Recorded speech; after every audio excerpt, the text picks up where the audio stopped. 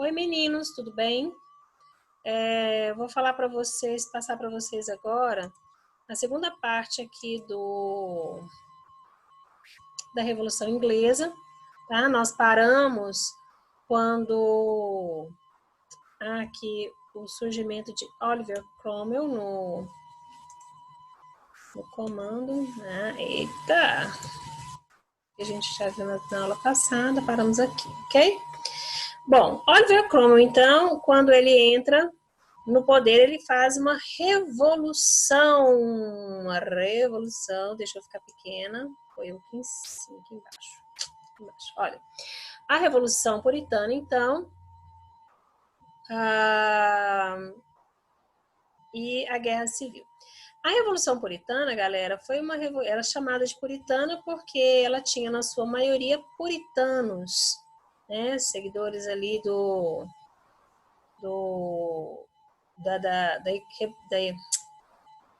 como é que chama? Engasguei. Vocês comem pra mim com essa cara de vocês aí, ó. E aí eu errei o negócio. A Revolução Puritana são os protestantes, tá? Desculpa aí a enrolação. São os protestantes. Então, eles queriam o quê? Eles queriam tirar o poder do rei, o rei absolutista. Eles queriam mais... Eles queriam reforma agrária, eles queriam pagar menos impostos, eles queriam maior autonomia para a classe burguesa.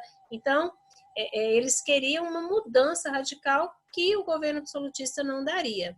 Oliver Cromwell, então, ele entra como salvador da pátria, né? Aquela pessoa que vai ajudar essas pessoas, né? Ajudar as outras classes, que não a nobreza, e ele acaba, então, depondo Carlos, né? E Carlos I acaba sendo decapitado. Aqui nessa imagem aqui dá para ver, né? E aí, o que vai acontecer, galerinha? Para que isso tudo acontecesse, Oliver Cromwell, então, eles vão dividir, né? Eles vão dividir ali a população em duas, né? Em dois parlamentos. Olha só, duas facções, que são os Dingers, que são os liberais que defendiam a reforma agrária no país e uma distribuição de terra mais igualitárias. E os Levelers, mais conservadores, que defendiam o direito de praticar a religião católica de forma livre. Isso porque, galera, com a religião anglicana entrando ali na Inglaterra, acontecia o seguinte: quando tinha um rei que ele era protestante, havia uma perseguição ferrenha aos católicos. Quando tinha um rei católico, aí eles iam perseguir os protestantes. Então, eles queriam o quê? Eles queriam leis que abrangessem a todos e permitisse ali que todos convivessem bem. Carlos I, né, antes de ser decapitado, ele foi decapitado porque eles não aceitaram, né, porque ele queria governar de acordo com os interesses dele. Ele não seguia as regras que o parlamento queria. Quando ele ia para o parlamento e o parlamento não aprovava aquilo que ele queria, ele fechava o parlamento. Então, daí, eles chegaram a decapitar. Quando o Cromwell, então, ele sobe, né, aí que surge, né, quando ele faz quando eles fazem ali a decapitação de Carlos I, aí ocorre a revolução, de fato, que Cromwell sobe ao poder, assume o poder e passa a reger o Estado. Só que ele não rege o Estado com leis brandas, ele se torna muito autoritário e severo, porque ele fala que é para defender o sistema republicano. Eles vão instaurar ali uma república, mas Oliver Cromwell se torna um ditador dessa república. Quando isso ocorre, vai haver, então, o fim da Guerra Civil em 1651. Oliver Cromwell, ele vai tomar algumas medidas no seu governo. Vamos ver lá quais são? Olha só. Uma das principais foram os atos de navegação. que seriam os atos de navegação? É a garantia de que todo o comércio feito dentro da Inglaterra teria que ser feito em navios ingleses. Isso porque os navios holandeses também estavam ali e faziam concorrência com os navios ingleses. Então, se a mercadoria é saindo da Inglaterra ou para a Inglaterra, teria então que ser feito por navios ingleses.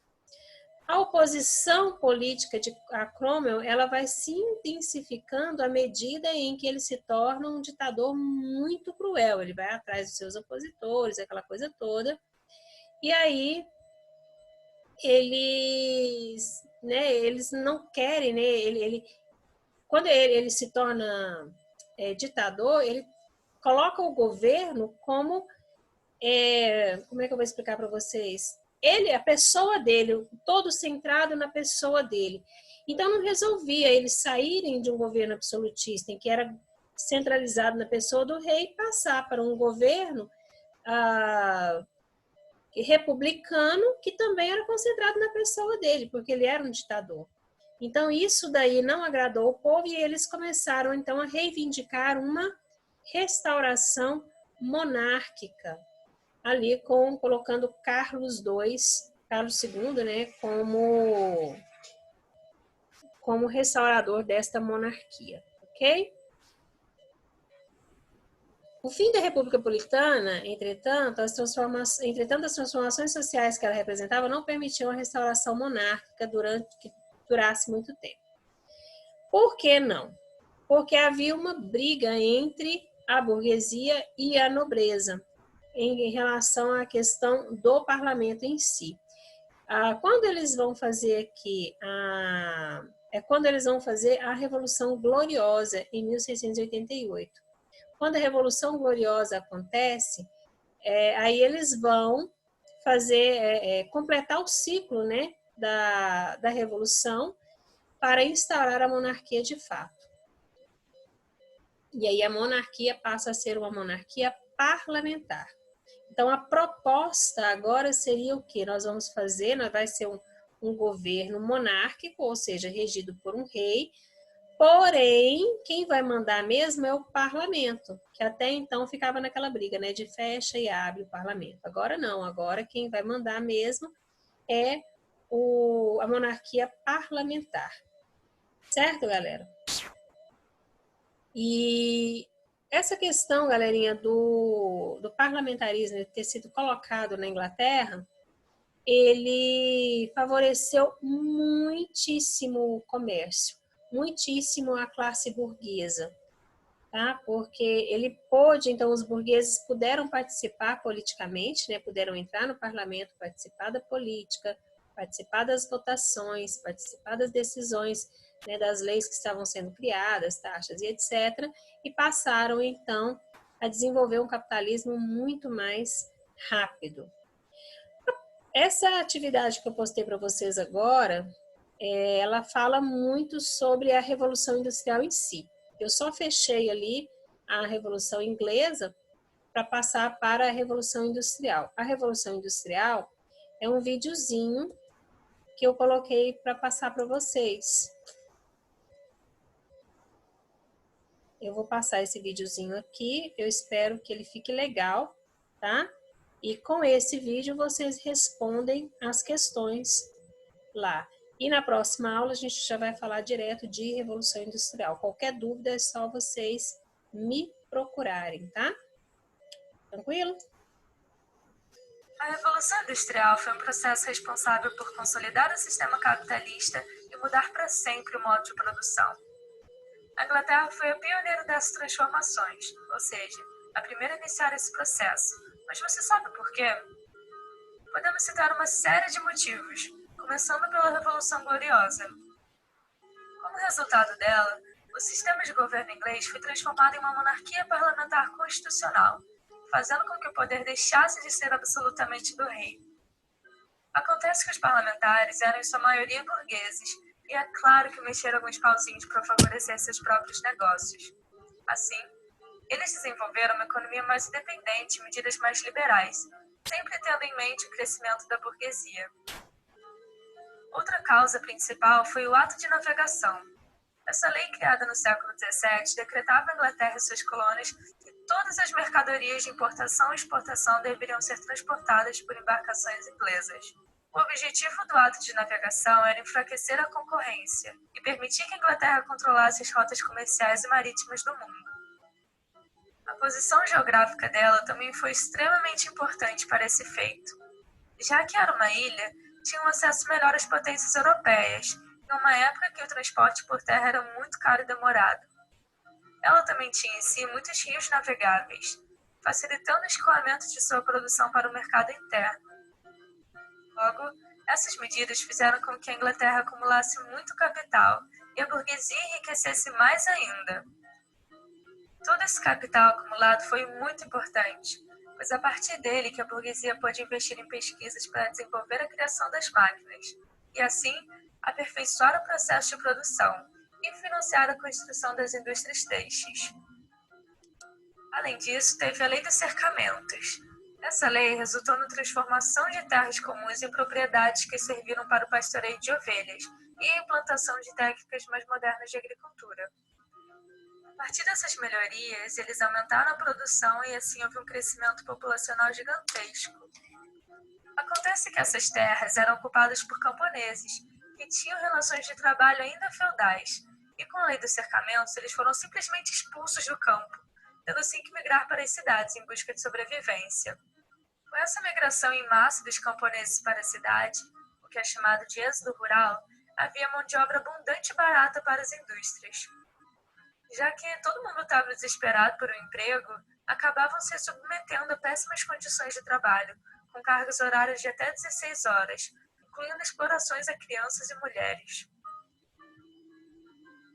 E lembra que as terras deles deram origem a pastos de ovelhas? Isso visava a produção de lã, a matéria-prima essencial para a grande atividade econômica da época, a indústria têxtil.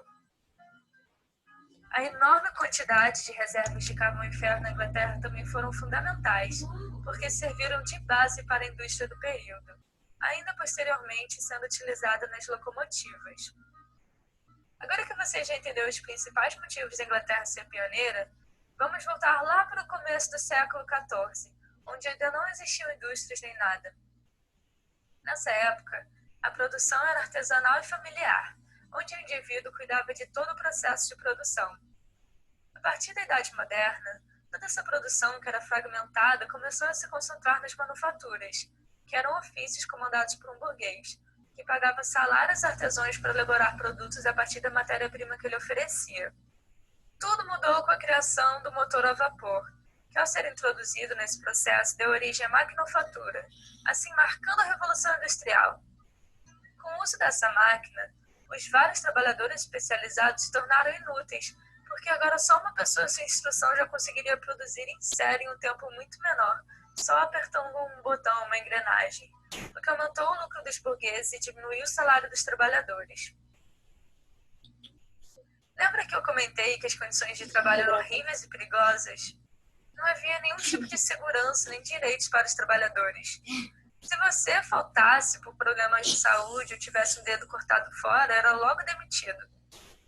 Essa situação degradante fez com que os trabalhadores se voltassem contra seus patrões e se organizassem em sindicatos.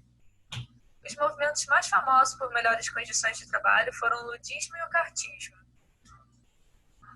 O ludismo deriva do Ned Ludd, supostamente um cara muito doido que quebrou as máquinas de seu patrão em protesto contra o uso delas. Assim, vários trabalhadores se inspiraram e começaram a quebrar as máquinas das indústrias, alegando que elas estavam roubando os empregos dos humanos e contribuindo para a redução dos salários. Claro que isso não adiantou nada e o governo reprimiu fortemente os ludistas, punindo até a morte. O movimento cartista, por sua vez, lutava por direitos trabalhistas e políticos para a classe de trabalhadores da Inglaterra. Ele se originou pela Carta do Povo, um documento que fazia várias reivindicações políticas e trabalhistas. Eles pressionaram os patrões por meio de greve, e essas mobilizações até resultaram em algumas melhorias ao longo do século. Então, quais foram os resultados da Revolução Industrial? Foram desenvolvidas muitas tecnologias, como as locomotivas e as estradas de ferro, que que logo se espalharam por toda a Inglaterra, facilitando o transporte das mercadorias. O carvão, matéria que por sorte a Inglaterra tinha bastante, se tornou fonte de energia para as máquinas a vapor. Nessa fase também foi desenvolvido o telégrafo, um dos principais meios de comunicação quase instantânea. A Inglaterra se tornou o maior centro urbano e comercial do mundo, o que ameaçou o poder dos outros países europeus, que estavam com medo de se tornar independentes economicamente, e por isso iniciaram seus próprios processos de industrialização. Para fomentarem ainda mais essas atividades, precisavam de matéria-prima e de maior mercado consumidor, o que fez eles buscarem por colônias de exploração na África e na Ásia. Esse processo ficou conhecido como imperialismo e foi um dos principais motivos da Primeira Guerra Mundial.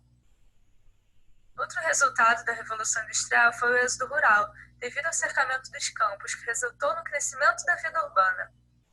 E disso teve aquilo que eu falei do desenvolvimento de tecnologias agrícolas, que permitiram um crescimento gigantesco da população mundial. A burguesia se fortaleceu e começou a ganhar cada vez mais destaque a classe operária.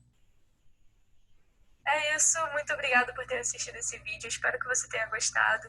Compartilhe com seus amigos, manda lá no grupo da turma, que tá todo mundo desesperado para a prova de amanhã. E... Ok, galera, então é isso.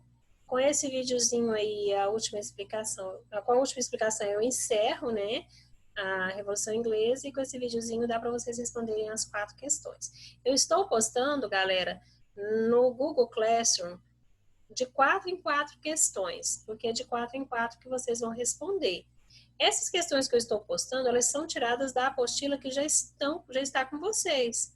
As atividades são as mesmas, não são outras, tá bom? É só para abrir a aba para vocês postarem para mim, porque eu vou corrigir só aquelas 4, porque a gente vai fazer de pouco a pouco. Então, a postagem é para abrir a aba para receber, porque senão não tem como vocês me enviarem pelo WhatsApp, eu não consigo abranger, né, para todo mundo. Tranquilo? Mas dúvida em relação ao conteúdo, vocês podem me procurar,